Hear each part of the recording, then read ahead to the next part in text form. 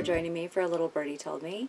This is part 9 and the final lesson of our project. I've had so much fun stitching this. It's such a different pillow in a different colorway, so it's been really fun to watch all of the artwork come through. Keep them coming. I definitely want to add them to my website. When you send your picture through, just tell me your name and where you're from. It's always fun to see that, how many people are stitching along with me and where you guys are all living. In this lesson, we're going to just finish off the corner embroidery and make some little stump work pods. And then I'm going to tell you how to finish the back of your pillow. It's a really quick process. So, and then of course, if you want to use yours as a quilt block or, you know, just a wall piece, that's fun too. So whatever it is that you want to do, let us know what you're thinking so we all can get some ideas from each other. And so with that, we'll get started with the stump work. So for the embroidery part of this lesson, we're going to do these padded stump work buds here and add just kind of, I like to call them build-a-bouquets, because you sort of start with one color, you know, do some moves and then switch to the next color and just kind of build on it. There's really no plan. You can see that these two are completely different. Although they have the same elements, they're not in the same order. They don't match each other, which is really great. I think that adds some interest. Grab yarn D, which is an olive color, and then yarn K, which is the embroidery floss that matches the little Oya pieces that we've done. This is 2 strands of thread D, again that olive color, and you're going to be coming right out of the tip of that second reverse applique piece. And you know, I even poked it through the point just to keep that point laying down. And then from there, what we want to do is just do an imaginary line, you know, running stitch going from here, following the arc of this piece here, and ending it right here. Then we're going to back stitch a pod shape, so it sort of hangs in between these flowers. So running stitch is just very simple 1/8 inch stitches running across the edge. Remember, parallel to the shape below it. This one probably can come down a little bit more. And just pull your thread out every, you know, 3rd stitch just to make sure that the line is how you want it to be. And then just keep following that arc till about there, maybe the middle of the flower, top of the flower. Then to back stitch,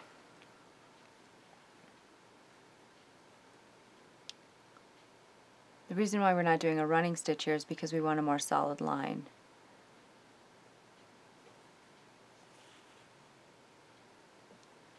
I'm doing this at a bit of an awkward angle, but you get the idea. You know a back stitch.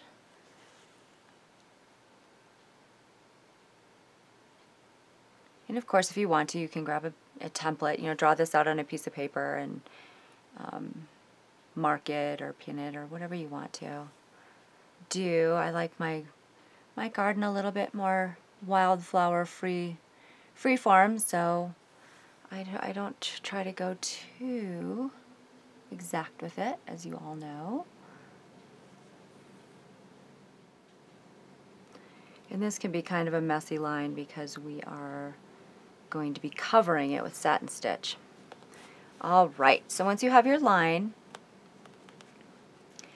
we need to pad that. That's how you make those stitches stand up. So what you're going to do, take an extra piece of this wool here, and we're going to do 2 layers. We're going to do this tiniest little circle that you're going to cut, a little oval shape.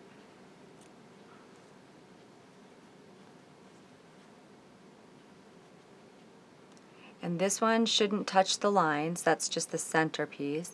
And then cut one about the shape of the pod that you made, that you stitched. And you may have to just kind of trim this up, that's okay, to make it fit. You won't see it, it's just for the padding underneath.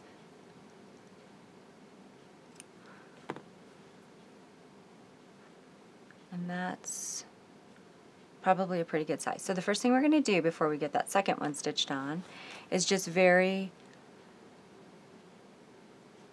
randomly just throw maybe 4 stitches into this little one just to hold it in place. Just stab stitches, nothing tricky here. Okay, and then take the bigger one, and I would go a little bit more stitches here, you know, maybe every 1/8 of an inch. Throw in a stitch and just lock that in place. And you'll have some good padding. And then you're just going to run a satin stitch, and that's just a matter of doing long stitches. Let's move that wool down a little bit more. There we go. So I'll come down just to the point, and then right back up in that hole. And this takes quite a bit of stitching. This is, again, 2 strands, so it takes a minute to fill in. Now you could keep going up and down like this, but really what I like to do, now that I've got that center satin stitch line established,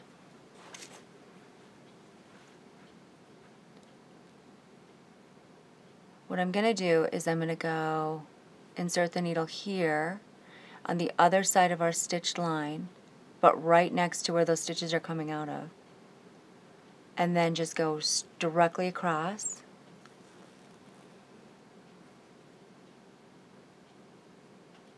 And just, you might need to use your thumb to put that line in place. And then from there, go up on this side. And that way you're not wasting so much thread going around it. You can go back and forth. And if this happens, don't worry, it probably will, where you get an extra little bit of space right there. You'll be able to fill that in.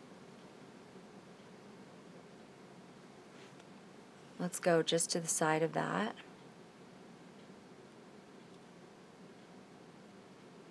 And then on this side,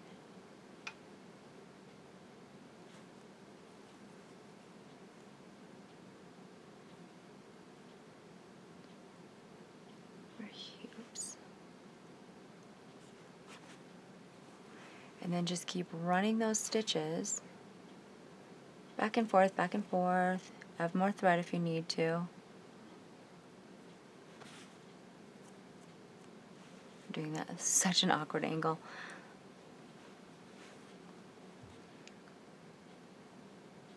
And I would just keep making sure that your stitches are lying next to each other as much as possible. And the only reason I skip over to the other side is just so I don't come out the same hole on that side that I just came out of. So I'm over here a little bit.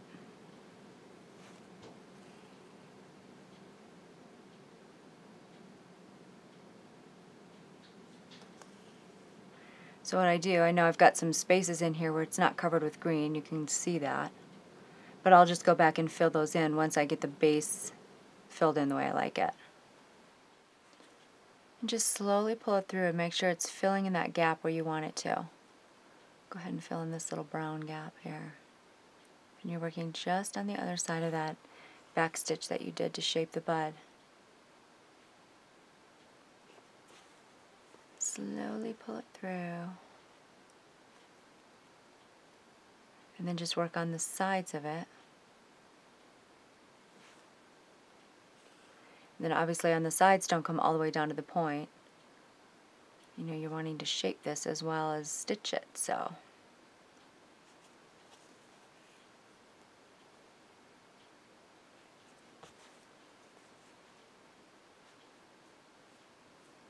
And I keep running over it with my thumb and just to smooth it out. That always helps.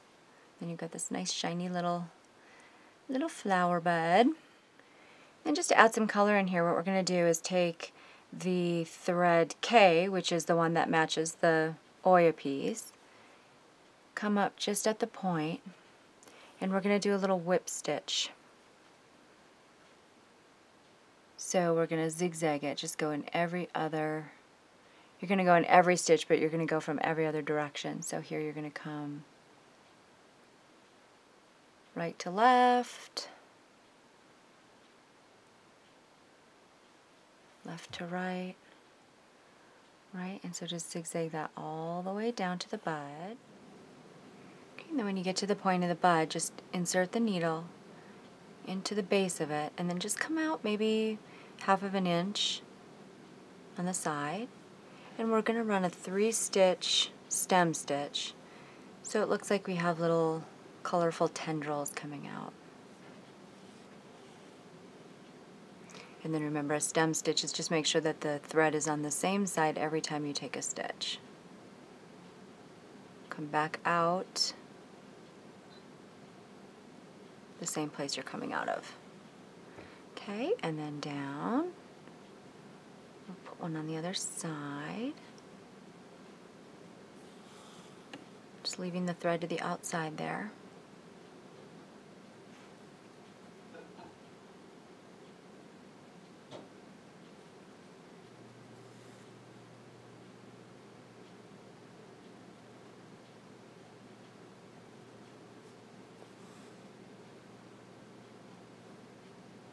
And then we can put one right in the middle.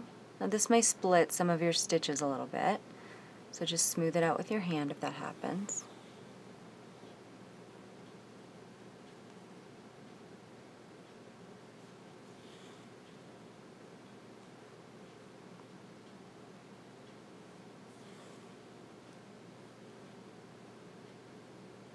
And then down. So you're going to make one of those for all 8 places, every side of the tulip, and then come back and we'll work on that bouquet. Okay, to start our little bouquet, we're going to start with some lazy daisies, and this is with the size 8 pearl cotton, thread E, which is the same thread that you use to stitch this. Of course, in any of these you can use whatever color you want. This is just what I'm using, so in case you got a kit, you'll have enough yarn. You'll have enough thread. Okay, so we want kind of a wide base here, rather than going too tall. We don't want to extend past this, so we're just going to put in a nice wide little bouquet here. So the very bottom, we're going to do a little traveling lazy daisy, sort of tilts up.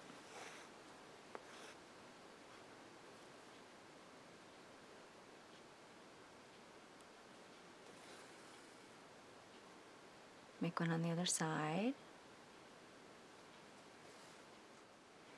And then just do one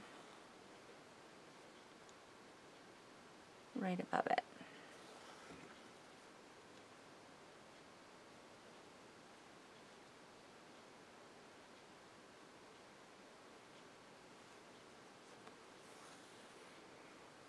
Okay, and then obviously every step that we do, go ahead and do it for all 8 sides and then come back. I find it easier just to use the same thread over and over again, hit all the sides, still in your mind what you're doing, and then go to the next color and repeat whatever it is that you do on all 8 sides. That's how I do it. Of course, you can do it all at once as you're watching and then just keep repeating it, but I feel like the needle's already threaded with the thread we want, so why not hit them all? So go ahead and do those 8, and then we'll do the next step. Okay, so the next thing that I did was with yarn H, which is the same color as these little lazy daisies. I used 3 strands, and I just worked a few stem stitches sort of in the bouquet. I wanted them a little thicker, so I used 3. Of course, use anything you want. And then again, stem stitch. Always keeping the yarn to the one side. Either side, doesn't matter. And don't be afraid to go under the base we built. This was just sort of a platform, sort of an area that we need to stay under. So for this first one, maybe I'll do that. And then some of the stems, you don't have to come all the way down. Maybe stop in the middle because we're going to be putting flowers here, and it just looks more layered if everything isn't coming directly straight out of that base that you built. And with stem stitch, I like to start, sort of at the top and work my way back down. And you can even arc it a little bit. Notice my thread is always staying on that right-hand side. Go in 1/8 of an inch, come out at the point your thread is coming out of. And I'd say work, 3 or 4 vary it up. Maybe we just do a little tiny short one in here. Okay, and then you'll do that for all 8 sides. And you don't have to follow, I mean, obviously don't try to make them exactly, just throw in, maybe I'll just do 3 on this side. Okay, so then this one was with 2 strands of thread L, which is the same same thread that you used for the inside of the tulip. We're going to make these little feathered fern stitches. And these don't attach to anything, they just sort of float in the bouquet. So how you work that is you come up at the very top. So this point is the top of the fern. About 1/8 of an inch down from there. Let's see if I can get the light better on this guy. Insert the needle, and then just to the left and below where you're coming out of here, run a stitch. And that's basically it, but alternating sides. So I'm going to insert the needle just below, not in that same hole, but just below, and then come out on the right side. The great thing about these is you can make them as big or as little as you want to. I mean, you can even stop just with those 3, and it's a really pretty little stitch. And again, just vary these up where they are, how many you do, how big they are. I think I put 2 in for each bouquet. That's enough because this is a pretty substantial looking stitch. So you can see I'm just working down the spine. Next stitch goes here, and the stitches will get longer and longer. Kind of braids in the center. It's really pretty. Okay, and so then maybe I'll put one, sort of maybe way out here, coming down at an angle this way, and I'll do a smaller one, vary up the sizes. So do that 8 times all the way around. So this next little stitch, we're going to work some lazy daisies with this same thread that you used here. A little 3-patch lazy daisy flower, and we can put a bead in there. So whatever bead color you have left, we're probably going to do 4 or 5 on each side, so you'll need, around 35, 40 beads. And of course you can use different colors, you don't have to stay with the same color. These are the size 8 seed beads that we use. I'm using the ones that we worked on here. I had enough of those left over. And some of you will, some of you won't, but you'll have quite a few beads left over if you got a kit, so vary it up if you want to. So coming from behind, you're just going to work a 3-patch lazy daisy. And here, rather than come just over the loop, I extended it just a little bit, 1/8 of an inch, maybe a 1/16 of an inch, just so it had a little point on it. Kind of like the way that looks, something different. And then one on either side of that, so it's like a little 3-leaf blossom or flower. Pop a bead on there, and then come down. And then just go over and start your next one. Now some of these, it's really interesting if you just did, maybe this is just peeking through the background and you only have room for 1. So you're just getting a little bit of the purple color in there, but you don't have room for all 3. That's always interesting too. Don't feel like you have to do the 3 petals all the time. This one I'll do a 2-petal one. And again, I think I did 4 or 5 on every side. Just random. As always. Random. And then I'll do another full one up here. Put a bead in it.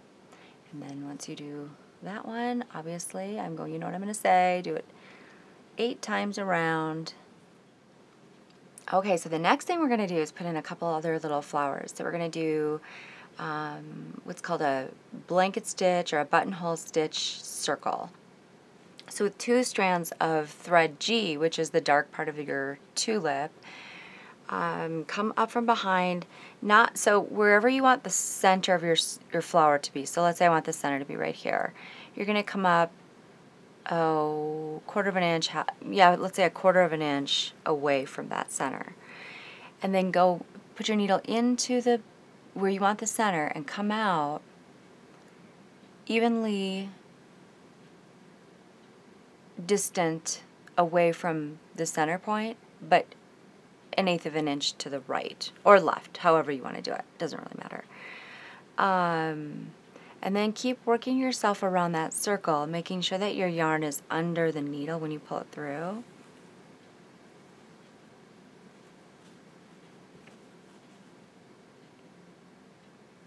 Try to do this left-handed so I don't have to turn my work constantly. The yarn is under.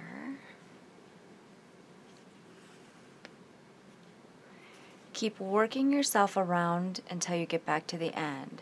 Now what we're going to be doing with yarn F, the lighter tulip color, is we're going to be weaving it in and out of these spokes that we're doing in the wheel. So it works best if you can end up with an odd number of spokes. And you can decide that at the end.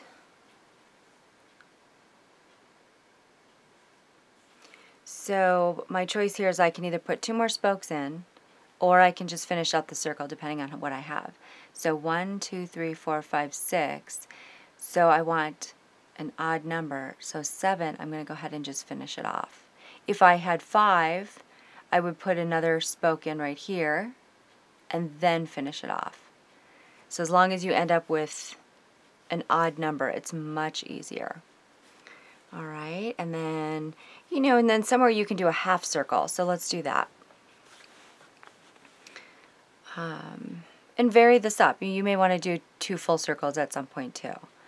So the center of this flower I want right here. Oops. So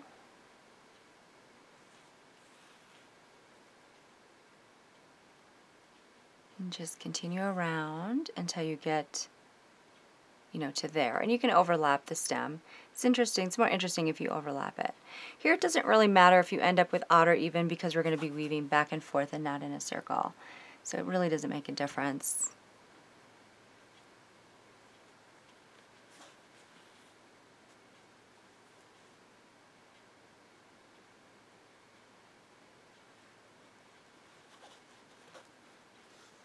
So when you close this off, just make sure that you insert the needle at the point over that stitch to hold it in place. Then you can make another spoke here. Usually what I do is I'll just come back up here and then end in the center. So here I'm using 3 strands of F, this lighter tulip color, because I wanted the weave to be a little bit thicker and fill in the spaces. So all you're going to do here is just insert the needle just to inside a V of a spoke, doesn't matter which one, not through the center, but off to the side in the corner. And you're going to start weaving. So this one you're going to go over or under. It doesn't matter how you start, just make sure you're alternating. Under, over that, over this spoke, under, over, under. And because you have an odd number of stitches, you can just keep going in a spiral. Okay, so then we're over, under, and now we're back to that first spoke.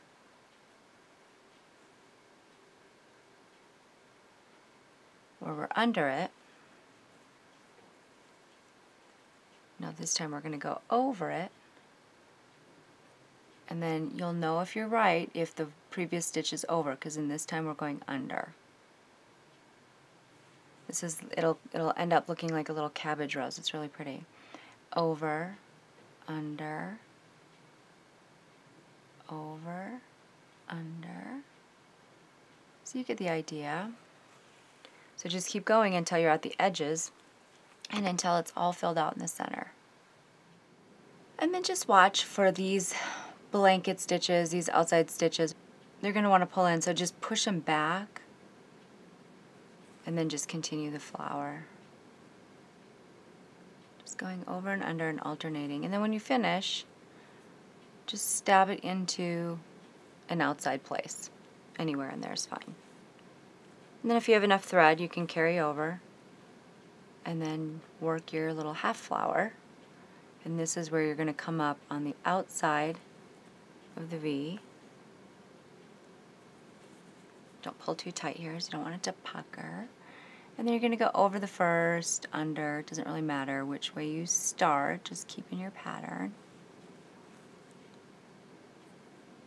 And then over and under. Now here, all you have to do is just make a loop. You've gone under, so now you're going to go over, and then under, over, under, and just over, under, and then just keep going back and forth, alternating your weave, and then stab it into the background just like you did this first one and tie it off. Okay, then I took 2 strands of black thread, DMC floss, and then just ran a couple of running stitch lines just for some detail. You can add beads to these if you want to. You can add to it.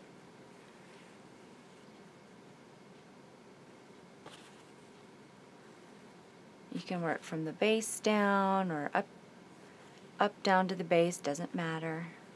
Just some background noise, you know?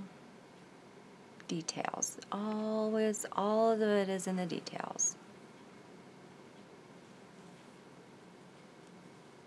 And then maybe I'll run one just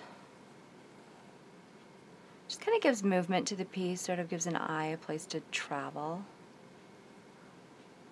When you do these kinds of very basic stitches.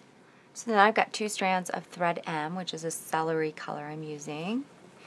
And we're going to just do a couple little sprays, some extended French knots, pistol stitch I think they call this. So it's worked like a French knot. 1, 2, slide the thread under your needle. But in this case you're going to extend the knot about 1/2 inch from where you're coming out of. And make sure in this case you definitely hold that thread down, or things just kind of fly all over the place.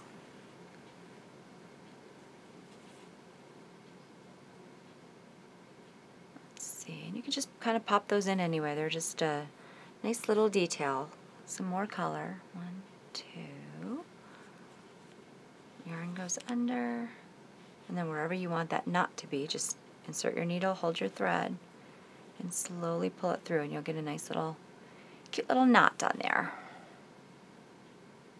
And these kind of can go in any direction. They're sort of sweet. They're just like little stems, too, with a bud on them. Under.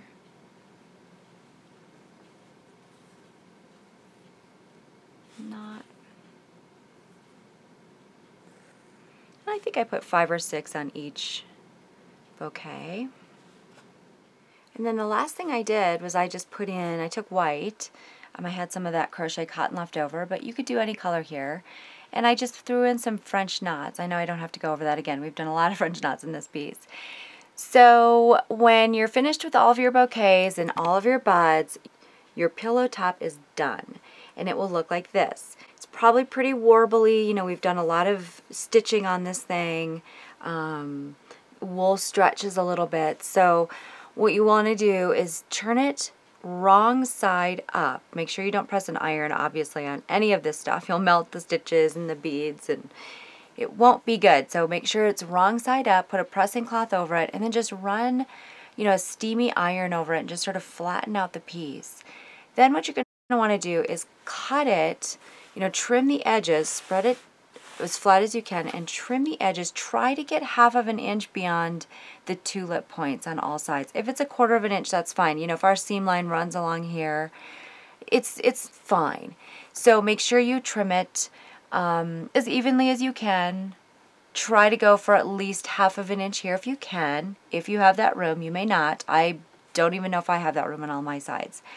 So square the piece up. It could be anywhere between 17 and 19 inches at this point, depending on what size you started with and all of that. Okay, and then find some fabric that goes with your piece. That this is going to be the back of the pillow, and we will work on the measurements and getting the pillow back on. This I did machine stitch. I feel like it's stronger.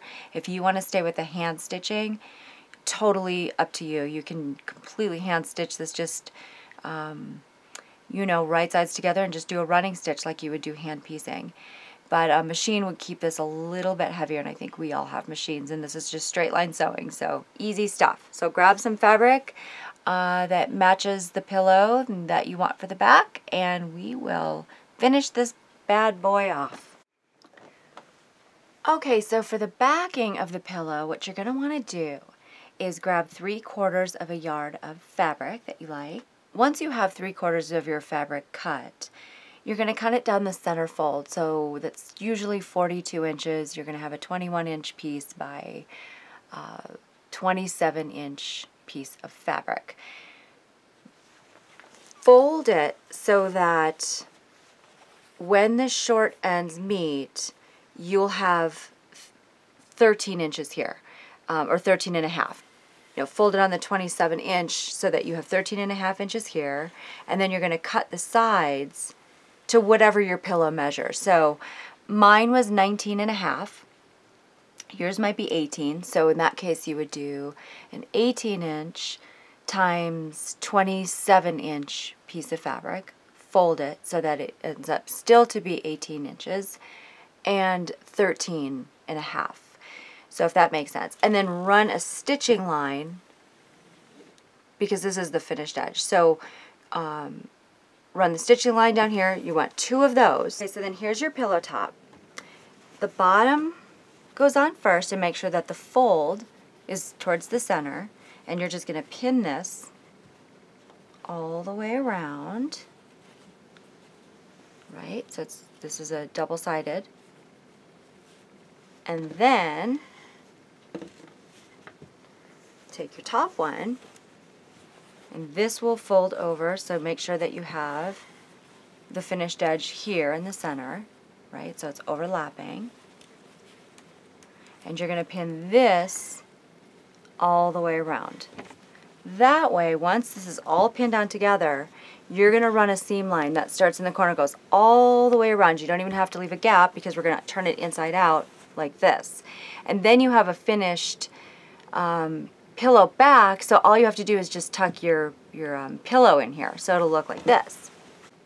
If your pillow is 18 inches, you can get an 18-inch pillow. If it's 17 inches, still get an 18-inch pillow.